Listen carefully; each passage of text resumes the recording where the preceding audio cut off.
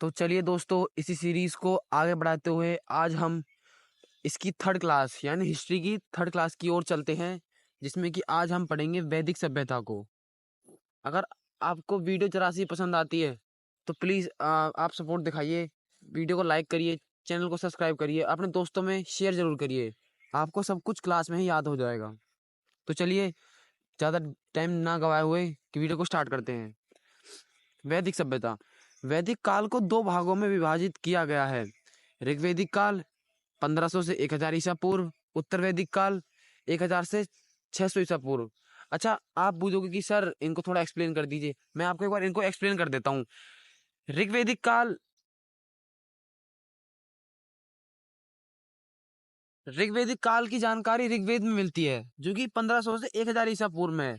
और जो ये उत्तर वैदिक काल है 1000 से 600 ईसा पूर्व, इसमें जो बाकी तीन वेद हैं, सामवेद, अथर्ववेद, यजुर्वेद, सामवेद, अथर्ववेद, यजुर्वेद, वो वो तीन इसके अंदर आते हैं उत्तर वैदिक काल में। और ऋग्वैदिक काल सिर्फ ऋग्वैदिक काल ऋग्वेद में ही उनकी इसी जानकारी मिलती है। आई होप आप समझ गए होंगे। चलिए नेक्स्ट। प्रारंभिक वैदिक काल में धनवान व्यक्ति को गोमत के रूप में जाना जाता था। इंपॉर्टेंट क्वेश्चन है, इसे मार्क कर लीजिए। क्या कहा जाता? धनवान व्यक्ति को गोमत कहा जाता था। प्रीवियस ईयर जीडी में आया हुआ क्वेश्चन है, प्रीवियस ईयर जीडी में आया हुआ क्वेश्चन है। क्या कहा जाता था? गोमत कहा जाता था। चलिए नेक्स्ट। मैक्स मूलर ने बताया आर्य मूल रूप से मध्य एशिया से आए थे। एग्जाम में कई बार डायरेक्ट एक क्वेश्चन आया है, इसको भी आप इंपॉर्टेंट मार्क कर लीजिए। मैक्स मूलर ने बताया कि आर्य मूल रूप से मध्य एशिया से आए थे। अच्छा, इसके इसके अलावा दो लोगों ने और अपने अपने अपना पक्ष रखा है इसमें। जैसे कि एक हमारे हो गए,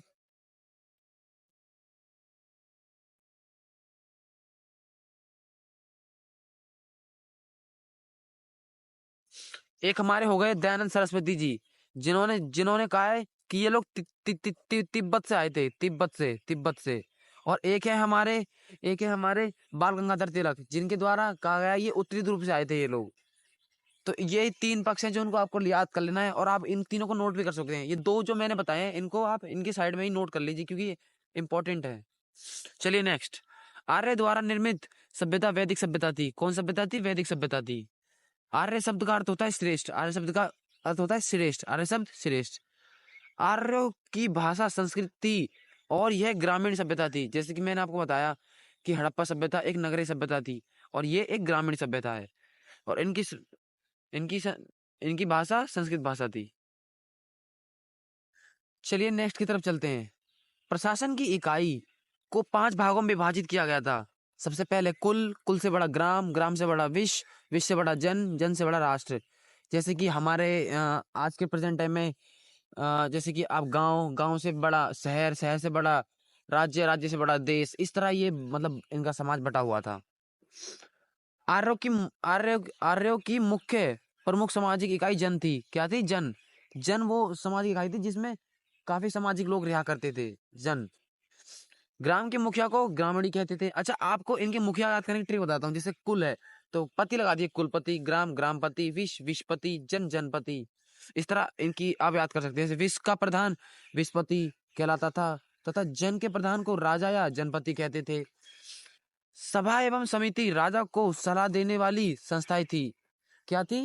राजा को सलाह देने वाली संस्थाएं सभा एवं समिति। स्त्रियों को दोनों में भाग लेने ले सकती थी। देखिए उस टाइम पर भी महिलाओं को प्रायोरिटाइज किया जाता था। मतलब इन दोनों में महिलाएं भी हिस्सा ले सकती थी, जो कि राजा को सलाह सलाह दे सकती थी। चलिए नेक्स्ट। पुत्री को द्विता कहा जाता था। पुत्री को द्विता कहा जाता था तथा गाय को अगन्या माना जाता था। Most important question, previous year में आया हुआ क्वेश्चन है कई बार। गाय को क्या कहते थे? गाय को अगन्या कहा जाता था और पुत्री को द्विता। चलिए नेक्स्ट। ऋग्वैदिक समाज को व्यवसाय के आधार पर 4 वर्णों में बांटा गया था। अच्छा, मैं आपको एक बार एक्सप्लेन करता हूँ ये है क्या। जैसे ब्राह्मण, क्षत्रिय, वैश्य, शूद्र। अगर आपने आज के टाइम पे देखा होगा, जैसे कि कोई राजपूत है, फॉर एग्जाम्पल कोई राजपूत है, इट मीन्स वो क्षत्रिय है, तो वो जन्म से राजपूत है। और उस टाइम पे क्या था, मैं पैदा हुआ हूँ, मैं क्षत्रिय पैदा हुआ हूँ, और मैं काम करने लगा यज्ञ, यज्ञ पूजा, मतलब कि ब्राह्मण वाले काम करने लगा, तो मैं क्षत्रिय नहीं माना जाऊंगा, मैं ब्राह्मण माना जाऊंगा। इट मीन्स क्रम के आधार पर, क्रम के आधार पर व्यवस्था थी, क्रम के आधार पर वर्णों को बांटा गया था। ब्राह्मण, क्षत्रिय, वैश्य, शूद्र। ब्राह्मण सबसे बड़े, उनसे नीचे क्षत्रिय, उनसे नीचे वैश्य, वैश्य नीचे शूद्र। मतलब जो आप काम करेंगे वो आपकी जात हो जाएगी। आई होप समझ गए होंगे। चलिए नेक्स्ट। आर्यों का समाज पितृसत्तात्मक था। समाज की सबसे छोटी इकाई परिवार या कुल थी, जिसका मुखिया पिता होता था और उसे कुलप या गृहपति कहते थे। आर्यों की समाज की आर्य समाज पितृसत्तात्मक था, जैसे कि मैंने आपको कल की वीडियो में बताया था कि हड़प्पा सभ्यता का समाज मातृसत्तात्मक था, इसी तरह आर्यों का समाज पितृसत्तात्मक था। सबसे छोटी इकाई परिवार थी। परिवार को कुल भी कहा जाता है। अच्छा, ये काफी इंपॉर्टेंट है कि परिवार को संस्कृत में क्या कहते हैं, कुल। परिवार को संस्कृत में कुल कहते हैं। चलिए नेक्स्ट, अगर आपको ये समझ आ गया हो तो। अच्छा, अगर आपको कोई चीज ऐसी है जो मैं एक्सप्लेन करनी मेरे से छूट जाती है या मैं नहीं बता पाता हूँ, या फिर ऐसा है, तो आप मुझे प्लीज एक बार कमेंट करके जरूर बता देना कि सर ये एक्सप्लेन कर दिया करिए। मैं आपको डेफिनेटली मैं उसको नेक्स्ट क्लास में आपके लिए एक्सप्लेन कर दूंगा। चलिए नेक्स्ट। स्त्रियां इस काल में अपने पति के साथ यज्ञ कार्यों में भाग लेती थी। स्त्रियां इस काल में अपने पति के साथ यज्ञ कार्यों में भाग लेती थी, यज्ञ कार्यों में भाग लेती। बाल विवाह तथा पर्दा प्रथा का प्रचलन नहीं था। बाल विवाह तथा पर्दा प्रथा का प्रचलन नहीं था। बाल विवाह पर्दा प्रथा प्रचलन नहीं था। विधवा अपने मृत पति के छोटे भाई से विवाह कर सकती थी। मतलब उनके अगर पति की डेथ हो जाती है तो उनके जो छोटे भाई है उनसे विवाह कर सकती थी। ये कुछ ऐसे पॉइंट है जो आपको सुन के याद हो जाएंगे। मतलब मैं आपको बस, मेरी आप वीडियो को 2 बार भी देखोगे ना, आपको ये पूरा चैप्टर याद हो जाएगा। जीवन भर अविवाहित रहने वाली महिलाओं को अमाजू कहा जाता है। प्रीवियस ईयर क्वेश्चन है, वेरी इंपॉर्टेंट, वेरी इंपॉर्टेंट। क्या कहा जाता था? अमाजू कहा जाता था। अमाजू क्या कहा जाता? अमाजू कहा जाता था। चलिए नेक्स्ट। आर्यों का प्रिय पेय पदार्थ सोमरस था। यह वनस्पति से बनाया जाता था। क्या था? सोमरस। किससे बनाया जाता था? वनस्पति से, क्योंकि ये लोग मांस का सेवन नहीं करते थे। दुग्ध, काफी दुग्ध से बने हुए पदार्थों का सेवन किया करते थे। उपनिषदों की संख्या कुल 108 है, जो कि मैंने आपको परसों वाली वीडियो में बता चुका हूँ कि उपनिषद 108 होते हैं। और उपनिषद का अर्थ होता है निकट बैठकर ज्ञान प्राप्त करना। वैदिक आर्य सप्त सिंधु नामक क्षेत्र में रहते थे। कहाँ रहते थे? सप्त सिंधु नामक क्षेत्र में रहते थे, जिसका अर्थ 7 नदियों द्वारा अपवाहित क्षेत्र है। जिसका अर्थ क्या है? सप्त सिंधु, 7 नदियों द्वारा अपवाहित क्षेत्र। इन 7 नदियों में से एक झेलम नदी थी, इसका प्राचीन नाम वितास्ता था। अच्छा, प्राचीन काल की कुछ नदियां हैं जिनको मैं आपको अभी आगे चल के ट्रिक से याद करा दूंगा, आपको टेंशन नहीं लेनी। और झेलम का पुराना नाम वितास्ता, झेलम का पुराना नाम वितास्ता। आर्यों का मुख्य व्यवसाय पशुपालन और कृषि था। तंबाकू का ज्ञान वैदिक काल के लोगों को नहीं था। आर्यों का व्यवसाय व्यवसाय पशुपालन या कृषि था, और तंबाकू ज्ञान इनको नहीं था। क्या था? पशुपालन और कृषि, पशुपालन और कृषि। तो चलिए नेक्स्ट चलते हैं अब। चलिए नेक्स्ट। आर्यों का प्रिय पशु घोड़ा और प्रिय देवता इंद्र थे। प्रिय पशु घोड़ा और प्रिय देवता इंद्र थे। आर्यों के वस्त्र ऊन, सूत तथा चर्म से निर्मित होते थे। किस किस से? ऊन से, सूत से तथा चर्म से निर्मित होते थे। ऊन, सूत, चर्म से। अयस्क शब्द का वैदिक काल में प्रयोग हुआ। इस काल के लोग लोह धातु से परिचित नहीं थे। अच्छा, ये पॉइंट को मैं जरा आपको कमेंट सेक्शन में एक बार क्लियर कर दूंगा। अभी आप इसको क्वेश्चन को होल्ड, इस ऑप्शन को होल्ड रख दीजिए, होल्ड। मैं आपको इसको पक्का अभी, मैं कुछ दिन में आपको इसको मैं कमेंट सेक्शन में या फिर नेक्स्ट वीडियो में कवर करा दूंगा। ये मुझे थोड़ा सा इसके बारे में जानना होगा कि मतलब ये मुझे पॉइंट अभी तक क्लियर नहीं हुआ है। चलिए नेक्स्ट। गिविष्ट गाय की महत्व कर बताने वाले शब्द हैं। गिविष्ट गाय की महत्व बताने वाले शब्द हैं। वेदों में गाय की हत्या करने वाले के लिए मृत्युदंड तथा उन्हें देश से निकाले जाने की भी प्रधानता थी। अच्छा, आप इस चीज समझ सकते हैं ये लोग कितने क्रूर थे, कि ये लोग मतलब कि एक शाकाहारी सभ्यता, मतलब कि बिल्कुल एकदम जमीन से जुड़ी हुई सभ्यता, जो कि बिल्कुल भी वैसे पदार्थों का वो नहीं करती है, और गाय के दुग्ध वाले चीजों को ज्यादा सेवन करती है। मतलब मेरे कहने का आप मतलब समझ रहे हो कि ये लोग गाय को मतलब बहुत ज्यादा मानते थे, मतलब कि आप समझ सकते हो। और इन्होंने उसके लिए वो भी क्या कर रखा है कि अगर आप गाय की हत्या करते हो तो आपको मृत्युदंड, सीधा मृत्युदंड, या तो हमारे पूरे देश से निकाल देंगे आपको। इस तरह के प्रावधान की वो दंड कर रखे इन्होंने। चलिए नेक्स्ट। वैदिक काल में 4 प्रकार की वर्ण व्यवस्था प्रचलित थी, जैसे कि मैंने आपको पहले बता चुका हूँ, ब्राह्मण, क्षत्रिय, वैश्य, शूद्र, जो कि पैदाइश नहीं, काम के आधार पर बांटे गए थे। जो काम जो करेगा वो वही बन जाएगा। उत्तर वैदिक काल में वैश्य वर्ण मुख्य रूप से कृषि पालन, पशुपालन एवं व्यापार जैसे कार्य करते थे। वैश्य क्या करते थे? कृषि, पशुपालन एवं व्यापार। वैश्य कृषि, पशुपालन, व्यापार, ठीक है। उत्तर वैदिक काल में सामाजिक व्यवस्था का आधार वर्ण श्रम को माना जाता है। अच्छा, आप मुझसे पूछेंगे सर ये वर्ण वर्ण श्रम को एक बार एक्सप्लेन कर दीजिए, क्योंकि ये तो कुछ नया शब्द लग रहा है। मैं आपको बता दूं, ये वर्ण श्रम भी यही है जो इनको 4 व्यवस्था में बांटा गया। वर्ण श्रम में ये 4 ही आते हैं। ये 4 ही जो मैंने आपको नोट करवाए हैं, ब्राह्मण, क्षत्रिय, शूद्र, वैश्य, यही 4, इनको ही ब्रह्म शरण कहते हैं। चलिए नेक्स्ट। उत्तर वैदिक काल में यज्ञ को अधिक महत्व दिया गया, जिसके फलस्वरूप ब्राह्मणों की शक्ति तथा कार्य क्षेत्र में अपार रूप से वृद्धि दर्ज की गई। उत्तर वैदिक काल में यज्ञ को अधिक महत्व दिया गया, क्योंकि मैंने आपको बताया था कि उत्तर वैदिक काल में यजुर्वेद, सामवेद, अथर्ववेद, क्योंकि इनमें ही ये यज्ञ, जादू तोड़ना, कर्मकांड, इनमें ही ये सब आते हैं, क्योंकि उत्तर वैदिक काल में इसलिए यज्ञ को अधिक महत्व दिया गया, जिससे कि फलस्वरूप ब्राह्मणों की शक्ति तथा कार्य क्षेत्र में अपार रूप से वृद्धि दर्ज की गई। चलिए नेक्स्ट। उत्तर वैदिक काल में गोत्र की स्थापना हुई। इंपॉर्टेंट है, एक बार इसे मार्क कर लीजिए, इसे नोट कर लीजिए, मार्क कर लीजिए, इसको भी, और आप इसको भी कर लीजिए, गोत्र की। उत्तर वैदिक काल में इंद्र के स्थान पर प्रजापति देवता सबसे प्रिय हो गए। Very important question, very important, very important, इसको तो आप नोट कर लीजिए, क्योंकि इससे पहले जो ऋग्वैदिक काल था उसमें इंद्र देवता को ही मतलब ज्यादा माना जाता था, लेकिन अब धीरे धीरे उत्तर वैदिक काल में इंद्र देवता के स्थान पर प्रजापति देवता को माने जाने लगा। चलिए नेक्स्ट। उत्तर वैदिक काल में मुख्य उद्योग वस्त्र निर्माण था। क्या था? मुख्य उद्योग वस्त्र निर्माण, मुख्य उद्योग वस्त्र निर्माण, मुख्य उद्योग वस्त्र निर्माण। उत्तर वैदिक काल में महाकाव्य की संख्या 2 थी। उत्तर वैदिक काल महाकाव्य 2। पहला महाभारत, जिसका पुराना नाम जय संहिता। एक एग्जाम में कई बार पूछा गया कि महाभारत का पुराना नाम क्या है। आपसे ये भी कई बार पूछा जाता है कि रामायण, अर्थात रामायण या महाभारत, इन दोनों में से किसका पुराना नाम जय संहिता है? तो जय संहिता महाभारत, जय संहिता महाभारत, और दूसरा है रामायण, दूसरा है रामायण। चलिए नेक्स्ट। आई होप आपको इतना याद हो गया होगा। अगर आपको वीडियो जला भी पसंद आ रही हो और आपको लग रहा है कि हाँ ये हेल्पफुल है मेरे लिए, और मैं काफ़ी टाइम लगता है मुझे भी कंटेंट तैयार करने में, तो आप प्लीज़ एक लाइक कर दीजिए, प्लीज़ एक लाइक कर दीजिए। चलिए नेक्स्ट। उत्तर वैदिक काल में पशुपालन के स्थान पर कृषि प्रथम व्यवसाय बन गया। उत्तर वैदिक काल में कृषि क्या प्रथम व्यवसाय बन गया?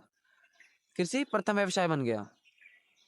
उत्तर वैदिक काल में आर्य हाथी, बाघ, नमक, चावल और मछली से परिचित हो गए थे। उत्तर वैदिक काल में आर्य हाथी, बाघ, नमक, चावल और मछली से परिचित हो गए थे। इंपॉर्टेंट क्वेश्चन है, टाइट याद कर सकते हैं। तो चलिए कुछ प्रमुख ऋग्वैदिक कालीन नदियां हैं जिनको मैं आपको याद करा देता हूँ, और उनके आधुनिक नाम तथा प्राचीन नाम दोनों दिए हुए हैं। चलो मैं याद कराता हूँ। परुष्पणी, रावी, राइट याद कर सकते हैं। परुष्पणी, रावी, परुष्पणी, रावी। शतुद्री, सतलज, शतुद्री, सतलज, शतुद्री, सतलज, शतुद्री, सतलज। पितास्ता, झेलम, पितास्ता, झेलम। अस्किनी, चिनाब, अस्किनी, चिनाब। व्यास, विपाशा, इसमें तो कोई ज्यादा ज्यादा ट्रिक्स याद करने की जरूरत नहीं है। व्यास हो गया, विपाशा हो गया। गोमती, गोमत, गोमल, गोमती, गोमल। विपाशा, व्यास, विपाशा, व्यास, विपाशा, व्यास। गोमती, गोमल। परुष्पणी, रावी। शतुद्री, सतलज। वितास्ता, झेलम। अस्किनी, चिनाब, अस्किनी, चिनाब। आई होप आपको, अगर आप इसको थोड़ा 10 सेकंड पीछे करके वीडियो को 3 से 2 बार सुन लेते हैं, आपको पक्का क्लास में ये याद हो जाएगा। चलिए। प्रमुख दर्शन एवं उनके प्रवर्तक, प्रमुख दर्शन एवं उनके प्रवर्तक। चलिए मैं आपको इसको भी याद कराता हूँ। योग दर्शन, पतंजलि, इसको तो याद कराने की जरूरत नहीं, क्योंकि योग का नाम सुनते ही पतंजलि याद आता है। योग दर्शन, पतंजलि। न्याय, गौतम, जैसे गौतम बुद्ध, की गौतम बुद्ध जो गौतम बुद्ध थे वो न्याय तो करते थे, तो न्याय दर्शन गौतम बुद्ध, न्याय दर्शन गौतम बुद्ध। और ये चरवाक दर्शन, चरवाक, इसको याद करने की जरूरत नहीं। चरवाक, चरवाक, चरवाक, चरवाक। सांख्य दर्शन, कपिल मुनि। अच्छा, इसको मैं ऐसे याद करता हूँ, मेरे एक टीचर थे कपिल नाम से, तो आप ऐसे याद कर सकते हैं कि चलो वो तो हालांकि मैंने ट्रिक से याद किया, लेकिन आप मेरी ट्रिक भी कर सकते हैं एक बार। सांख्य दर्शन कपिल मुनि, सांख्य दर्शन कपिल मुनि, सबसे प्राचीन दर्शन दर्शन यही है। सबसे प्राचीन दर्शन, सबसे प्राचीन दर्शन कपिल कपिल मुनि द्वारा संख्या दर्शन। पूर्व मीमांसा जेमिनी, उत्तर मीमांसा बादरायण। पूर्व मीमांसा जेमिनी, उत्तर मीमांसा बादरायण। अच्छा,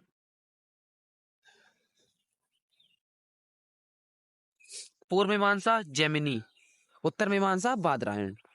और वैशेषिक दर्शन कणाद। अरे ये very important question, very very important, इसको तो आप डायरेक्ट याद कर लीजिए। वैशेषिक दर्शन कणाद लोग, वैशेषिक दर्शन कणाद द्वारा। चलिए नेक्स्ट की ओर चलते हैं। आई होप आपको यहाँ तक समझ आ गया होगा, याद हो गया होगा। चलिए नेक्स्ट की तरफ चलते हैं। ये ये कुछ 16 महाजनपद हैं, काशी वाराणसी, क्योंकि दोनों नाम रिलेट कर रहे हैं, आप इसको सीधे डायरेक्ट याद कर सकते हैं। अंग चंपा, यानी अंग, हमारे शरीर का अंग की बात हो रही है, हमारे शरीर की अंग की चंपी करी जाती है, यानी अंग चंपा। मगध, राजगृह, गिरिव्रज और पाटलिपुत्र भी थी। तीन थी मगध की राजधानी, राजगृह, गिरिव्रज और पाटलिपुत्र। राजगृह, गिरिव्रज, पाटलिपुत्र। वज्जी वैशाली, वज्जी वैशाली, वज्जी वैशाली। चेदी शक्तिमती, चेदी शक्तिमती, चेदी शक्तिमती। वत्स कौशाम्बी, वत्स कौशाम्बी, वत्स कौशाम्बी। पांचाल, ऐच्छत्र कांपिल्य, पांचाल, ऐच्छत्र कांपिल्य।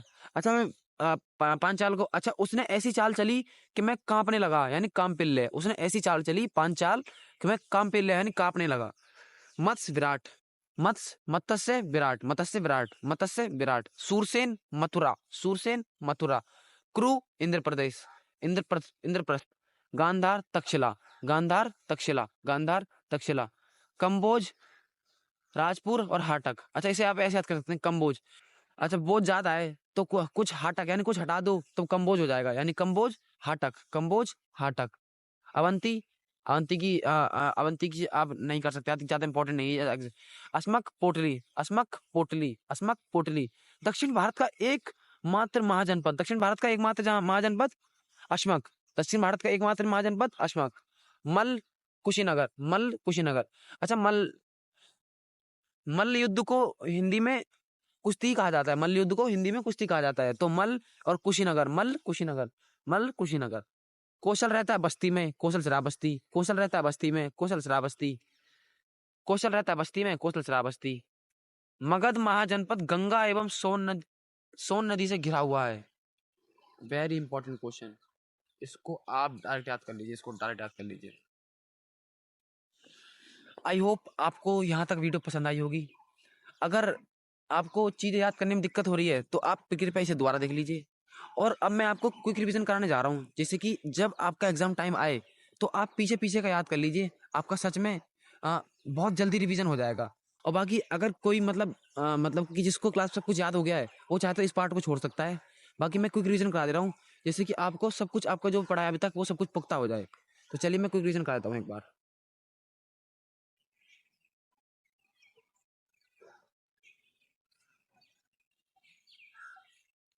वैदिक सभ्यता का काल दो भागों में विभाजित किया गया है, ऋग्वेदिक काल, उत्तरवैदिक काल। मैंने बताया था क्यों किया गया है, क्योंकि ऋग्वेदिक काल में ऋग्वेद में ऋग्वेद की जानकारी मिलती है, और उत्तरवैदिक काल में सामवेद, अथर्ववेद, इन तीनों जानकारी उत्तरवैदिक काल की मिलती है। प्रारंभिक वैदिक काल में धनवान व्यक्ति को गोमत कहते थे। क्या कहते थे? गोमत कहते थे। मैक्स मुलर ने बताया कि आर्य कहाँ से आए थे, मध्य एशिया के बैक्टीरिया से आए थे। कहाँ से? मध्य एशिया के बैक्टीरिया से आए थे।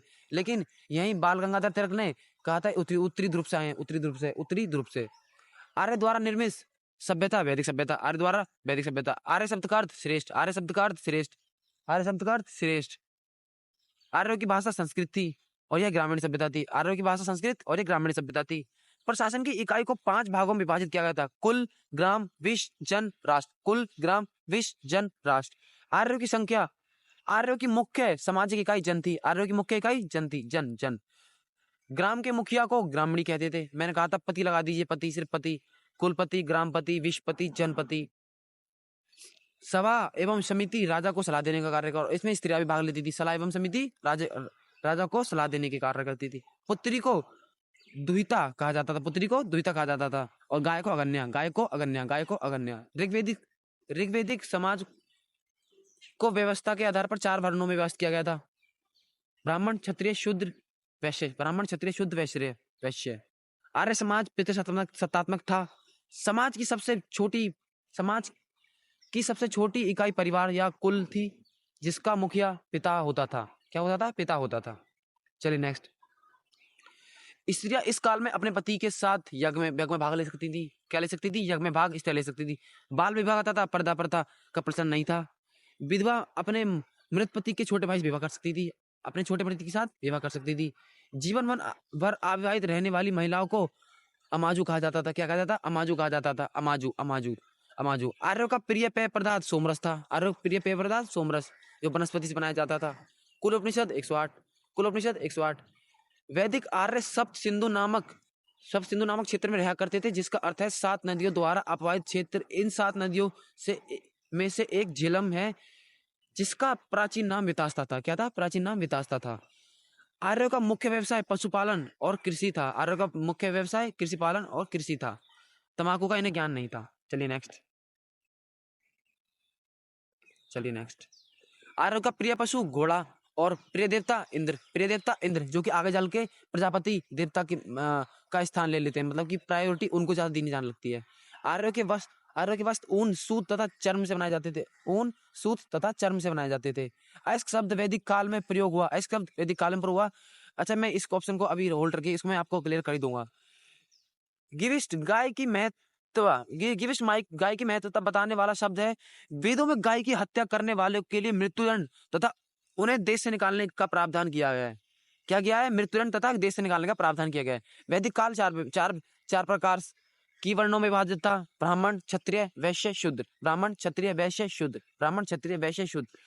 उत्तर वैदिक काल में वैश्य वर्ण मुख्य रूप से कृषि, पशुपालन एवं व्यापार जैसे कार्य करता था। वैश्य क्या करते थे? कृषि, पशुपालन एवं व्यापार जैसे कार्य करते थे। उत्तर वैदिक काल में सामाजिक व्यवस्था का आधार वर्ण श्रम को माना गया। वर्ण श्रम मैंने आपको बताया था, वही 4 जो ऊपर मैंने अभी आपको एक्सप्लेन किए थे।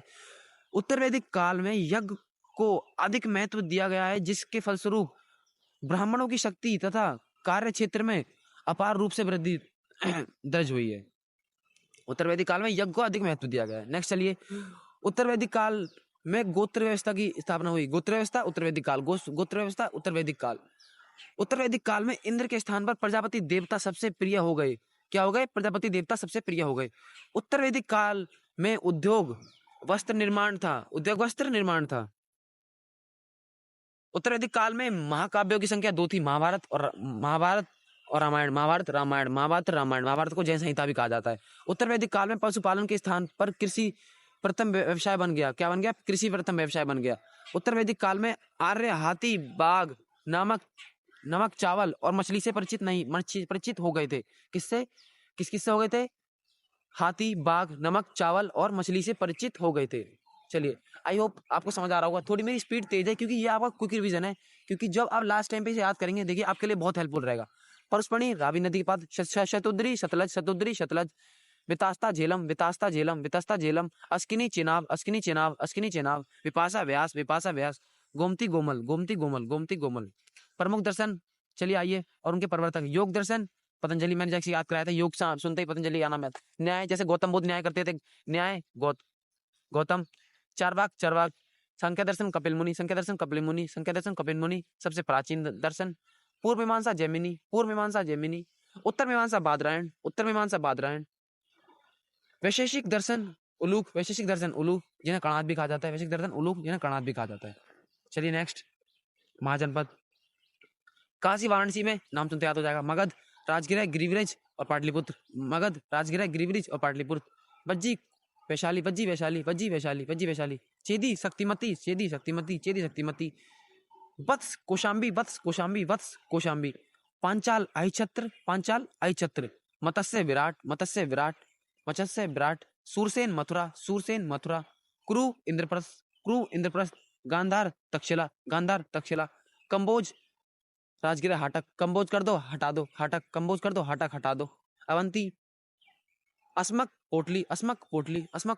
मल्ल युद्ध। कुश्ती कोई कहते हैं, कुशीनगर। कौशल रहता है श्रावस्ती में। कौशल श्रावस्ती। महाजनपद मगध, गंगा सोन नदी के पास। आई होप आपको ये वीडियो पसंद आई होगी, और बाकी प्लीज़ आप सपोर्ट कर दीजिए। मैं काफ़ी मेहनत कर रहा हूँ, मैं ट्राई करता हूँ कि आपको सब कुछ क्लास में ही याद हो जाए, और जल्द से जल्द इस बुक के मैं और पार्ट्स भी लेके चलूँगा। जैसे कि एक भाई का कमेंट आया था कि पॉलिटी को भी साथ ले चलिए। हाँ, मैं ट्राई करूँगा कि शायद मैं आज से ही पॉलिटी को लेके चलूँ। थोड़ा-सा मुझे टाइम की दिक्कत है, मुझे पढ़ना होता है। बाकी मैं आपकी इस बुक्स को जल्द से जल्द कराने का ट्राई करूँगा। जब तक के लिए थैंक यू। प्लीज़ वीडियो को लाइक, सब्सक्राइब चैनल को, और वीडियो को शेयर कर दीजिए। जब तक के लिए थैंक यू, बाय-बाय। मिलते हैं नेक्स्ट क्लास में। Take care.